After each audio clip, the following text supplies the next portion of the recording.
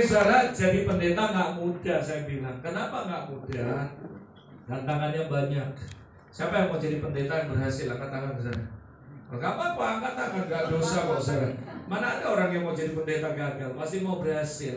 Nah, pagi hari ini saya mau kasih the secret bagaimana Anda jadi pendeta yang berhasil. Nggak salah kok berhasil, saudara. Nah, saudara, saya belajar dari kehidupan Rasul Paulus. Dan ini adalah kunci menurut saya, hal yang sederhana tapi penting, yang harus menjadi sebuah fondasi bagi kita pelayan Tuhan, bagi kita hamba-hamba Tuhan. Perhatikan baik-baik Bapak Ibu Saudara. Ini adalah hal yang penting. Katakan hal yang penting. Saya nggak perlu buka ayat terlalu banyak. Saya tahu Anda ngomong aja sudah tahu ayatnya apa. Saya mau ngomong apa aja Anda sudah tahu karena Anda ngotok semua Alkitab, saudara. Tapi saya mau mengajak Anda untuk merenungkan satu hal. Did you know? Kamu tahu nggak apa rahasia daripada Rasul Paulus sehingga dia menjadi rasul yang besar? Dia penulis Alkitab yang banyak sekali mempengaruhi kehidupan orang, termasuk kita semua, saudara. Rasul panutan, rasul yang luar biasa. Saya menemukan ternyata rahasianya satu. Dia berkata seperti ini, saudara. Aku akan berusaha hidup dengan hati nurani yang murni di hadapan Allah dan di hadapan manusia. Tahukah Anda, Roh Kudus bicara sama saya, nah, the secret daripada keberhasilan seorang hamba Tuhan adalah ketika dia bisa hidup dengan hati nurani yang murni di hadapan Allah dan di hadapan manusia. Percaya kata saya, kalau saudara lakukan hal ini, kamu akan berhasil dalam pelayanan. Kamu akan lihat Tuhan akan nyata. Saudara, saya nggak perlu berdebat sama siapapun. Saya yakin sekali Tuhan akan nyata dalam kehidupan Anda kalau kamu punya hati yang bersih. Mazmur 24, siapa yang boleh naik ke gunung Tuhan? Hanya orang yang bersih tangannya, murni hatinya. Tanpa kesucian, tanpa kekudusan hati, kita nggak ketemu Tuhan. Orang yang bersih, orang yang tulus, percayalah apapun yang mereka lakukan, saya yakin akan berhasil, saya. Dalam terjemahan bahasa Inggris, saya mohon maaf, saya nggak bermaksud untuk ke Inggris-Inggrisan. Tapi kalau baca Alkitab, kalau Anda bisa bahasa yang lain selain Indonesia, saya challenge saudara untuk baca itu. Kenapa? Karena kadang-kadang terjemahannya minim sekali bahasanya. Sehingga kalau Anda bisa menguasai beberapa bahasa, alangkah bagusnya. Kenapa? Anda akan dapat pengertian yang lebih luas. Dalam bahasa Inggris dikatakan, I always exercise and discipline myself. Yang pertama exercise, katakan exercise. Nah, apa itu exercise? Jadi saya yakin ternyata rahasianya untuk saudara hidup dengan hati nurani yang murni di hadapan Allah dan manusia perlu exercise. Nggak seperti mudah membalikkan tangan.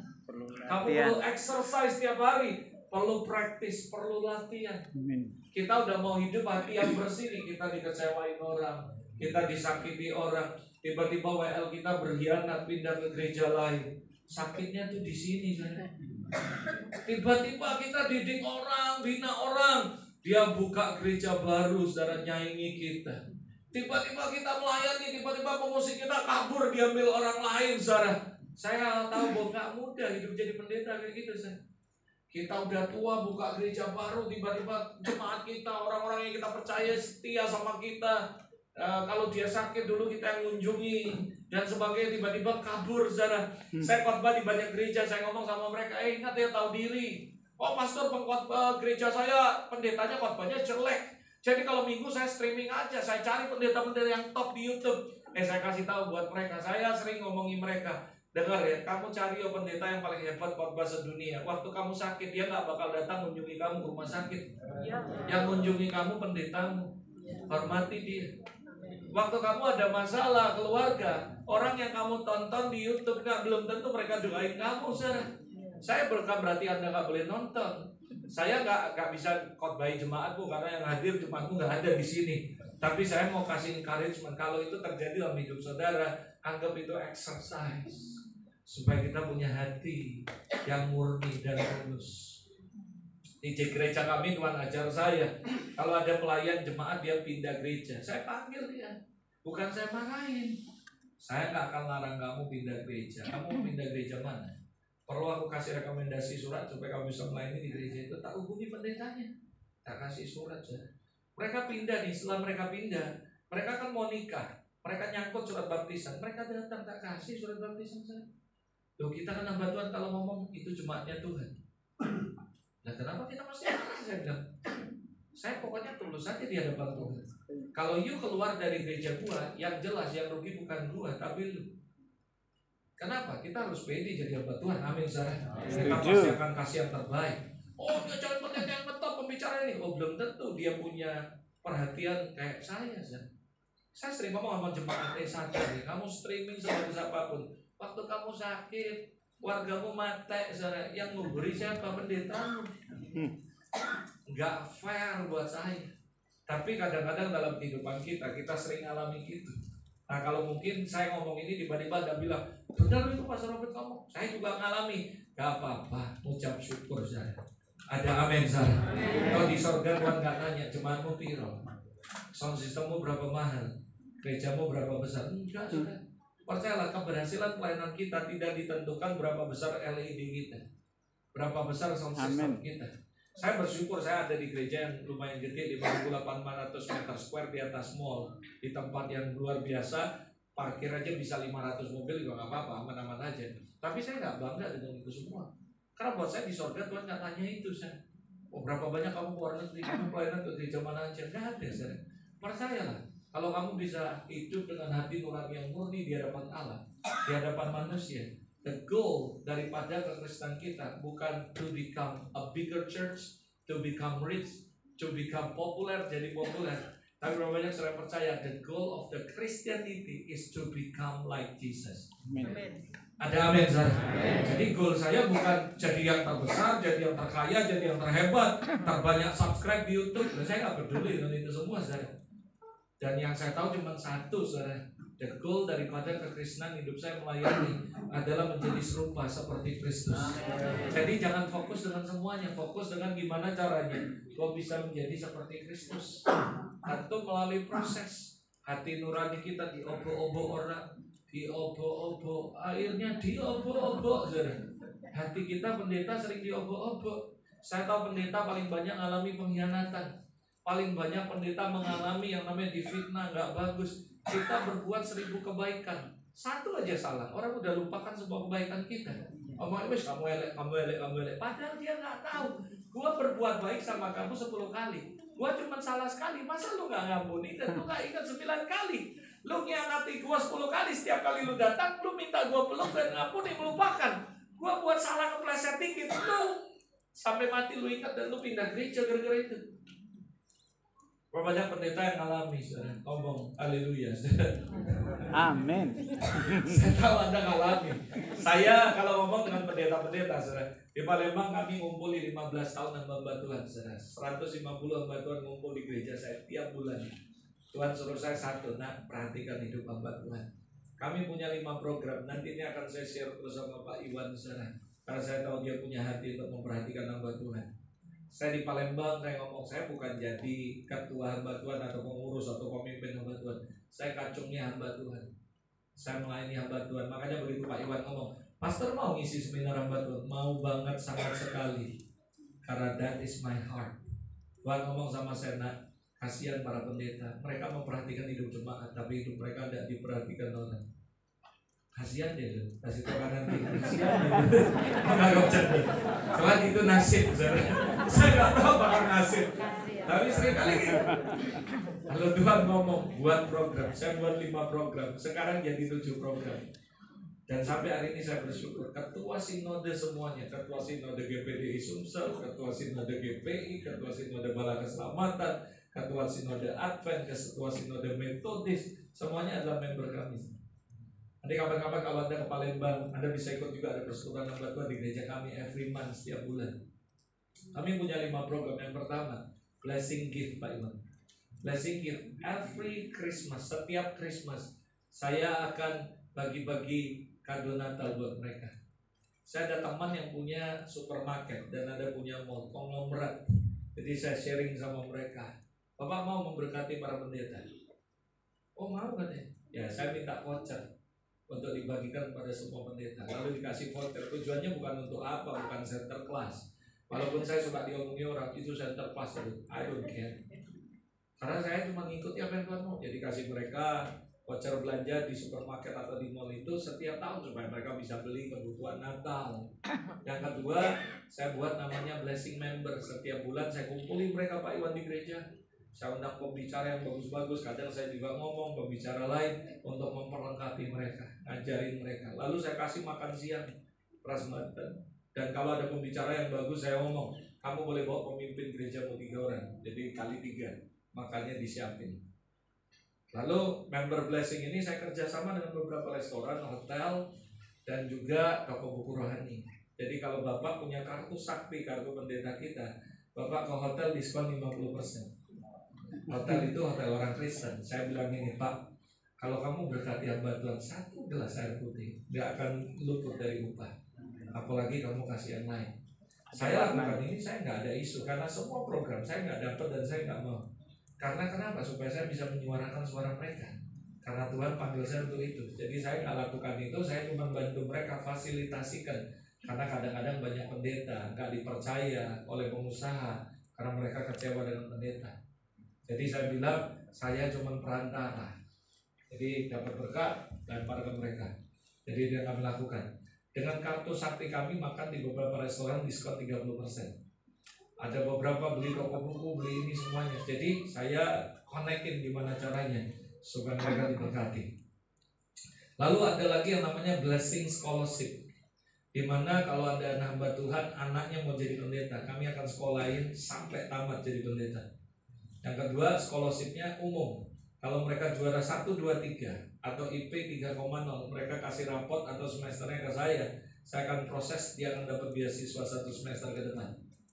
Dan kami sekolahin anak pendeta ratusan, bahkan sampai ke ITB. Setelah pulang, ada salah satu gereja Sinode GPDI, mereka pulang, habis itu mereka kerja, sekarang jadi kerja di perpajakan, kantor pajak, gajinya 25 juta, dan dia adalah sponsor utama di gereja bapaknya sendiri.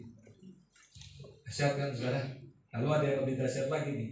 Setiap mereka belanja di supermarket atau mall teman saya ini, saudara, struk notanya nggak usah dibuang, kasih saya. Saya punya 2 staf Pak yang akan rekap, dan saya akan kasih 10% per bulan dari semua total belanja mereka. Saya datangi bos supermarketnya, mulai bilang ini, Pak, daripada Bapak buat iklan di TV, Bapak buat iklan di koran, duit habis, mau nggak aku bantu Bapak gimana naiki omset secara supranatural?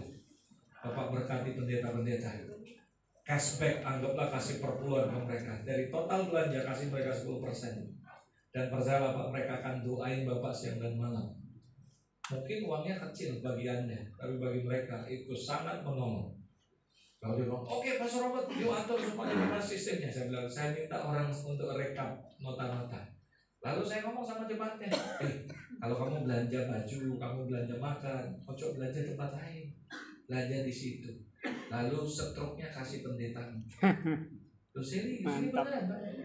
Tapi kamu kalau sungkan, kamu masukin aja di kantong, kirim apa buat Bapak. Artinya apa? Kamu dari belanja, kamu masih perpuluhan ke pendeta. Ada dari GPDI, dia belanja, jemaatnya belanja, ulangan 50 juta sebulan. Gajinya lebih besar, cashbacknya lebih besar daripada gajinya, saudara. Lumayan tiap bulan dia hidup, saudara. Wah, mereka senang sekali. Saya tanya sama yang punya mall, apakah kamu omsetnya turun? Omsetnya 400 kali lipat terbang. Wow. Berapa yang sering percaya kalau kamu memperhatikan kehidupan hamba Tuhan, you will be blessed. Betul. Lalu blessing sosial. Jadi kalau pendeta-pendeta di Palembang, waktu saya 6 bulan di situ, saya dicariin orang terus Pak. Hilang. Saya pulang-pulang itu karena itu salah satunya. Bapak tahu kalau mereka sakit, rawat jalan berapa, nggak etis sebut angka. Rawat nginap berapa, semua ada budget. Saya dikasih oleh pengusaha ini 1 tahun sekian, nggak etis kalau saya ngomong, untuk dihabisin memberkati hamba Tuhan. Dan saya ngomong sama dia, saya nggak mau pegang uangnya, dan saya nggak mau urusan uang. Karena kita harus bisa dipercaya, baru orang kasih. Ngerti saya? Jadi gimana? Kamu cukup kirim 2 orang ke saya, stafku. Kalau saya tanda tangan keluar, maka kamu keluar rumah. Dan saya nggak akan pegang uangnya, dan saya tidak mau urus uangnya. Setuju Pak Robert? Setuju. Sampai hari ini, kalau ada orang sakit, pendeta sakit, saya cuma ngomong, pendeta ini sakit, minta uang sekian, saya tanda tangan. Pendeta ini keluarga meninggal, tolong bantuan subsidi meninggal berapa, ini berapa, semuanya sudah ada sana. Jadi semua tulis semua, saya tanda tangan, keluar semua uangnya. Jadi sampai hari ini, makanya secara dengar baik-baik saya percaya pada saya, dan dia berkati secara luar biasa. tiap tahun dikucurin dana. Beasiswa Pak, kadang kita ngasih ya bisa 60 orang, 30 orang. Ada satu pendeta anaknya 3 jadi juara, nggak apa, kayak berkati. Lalu akhirnya saya bantu mereka juga gimana caranya bisa punya laptop semua. Jadi orang-orang desa kontrol pakai laptop semua Pak. Saya bantu mereka gimana caranya supaya gereja mereka bisa pakai LED semuanya. Lalu banyak hal lagi program-program. Dan yang lebih dahsyat lagi, kami punya program motor Pak. Jadi semua pendeta-pendeta saya datang, gimana motornya yang tahun 90-an yang lebih dari 15 tahun. Jual motormu, Pak Denny. Jual motormu semua. Itu jadi DP. Lalu kamu bayar cicilan, ya toh, tanpa bunga 0%. Lalu di tengah jalan kamu merasa kamu nggak mampu bayar, balikin motornya, tak balikin DP dan semua cicilan kamu tanpa dipotong satu perak. Dan kami lakukan itu, jadi dapat motor semua sekarang. Lalu saya ketemu lagi pengusaha hebat, dia punya rumah, bangun properti 14 hektar. Sama Pak mau nggak Pak, saya bantu kamu gimana caranya untuk bisa cepat laku semua rumahmu. Saya blok 100 rumah dalam bantuan.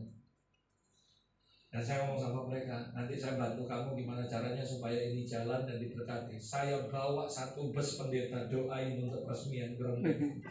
Biasanya kan kalau peresmian berkat satu pendeta, saya bawa 150 pendeta doain proyek itu saya. Hari ini rumahnya laku keras saya bilang gue gak minta fee. Gue minta dari 100 yang gue booking, mereka dikasih DP cuma 50%, angsuran di bawah 1 juta supaya mereka punya rumah. Dan itu terjadi. Amin. Banyak pendeta punya rumah. Setiap kali dia masuk rumah dia bilang, aku ingat Pastor Robert, Tuhan terima kasih untuk seorang anak muda yang mikirin nasib hidup membuat Tuhan. Karena saya bilang, kalau mereka tamat Pak, bukan tamat maksudnya, mereka pensiun, bukan tamat. Mereka udah tua pensiun, gak bisa khotbah lagi, mereka balik desa Pak. Lalu mengakhiri dunia di desa. Menurut saya, itu kalau ada gereja yang kayak gitu, kamu kenali saya dengan majelismu, tak omelin majelismu. Kenapa saudara? Kamu gak mikir pendeta mengerti tiap minggu dia khotbah, dia berdoa buat kalian. Lalu dia gak bisa khotbah, kalian pulangnya ke desa. Harusnya kalian kasih pensiun yang bagus, kalian kasih rumah yang bagus. Saya datangi majelisnya, saya bilang gini, saya ini orang luar, bukan jemaat. Saya mau dia, lu 50%, gua 50% bayarin. DP-nya mana? Dari mana duitnya? Ambil dari gerejamu. Kenapa? Loh, saya kasih tahu, dia pendetamu, dia ngurusin, dia berjaga-jaga atas jiwamu. Kamu bisa tinggal di rumah mewah, pendetamu tinggal di rumah yang buruk. Gimana caranya? Dan hari ini saya bersyukur, blessing ada 15 tahun di Palembang. Semua pendeta kalau pindah tugas nangis Pak. Aduh, kami belum tentu ada blessing di kota kami. Aduh, gimana? Saya bersyukur sama Tuhan. Jadi kalau ngomong melayani hamba Tuhan, ya saya sudah bersyukur. Saya memang setiap hari berhadapan hamba Tuhan. Sakit tiba-tiba saya ditelepon, saya ke rumah sakit, saya doain mereka. Lalu saya kasih salam tempel saya. Percaya nggak saudara? Obat yang paling ampuh untuk menyemangati orang sakit adalah obat merah cap 2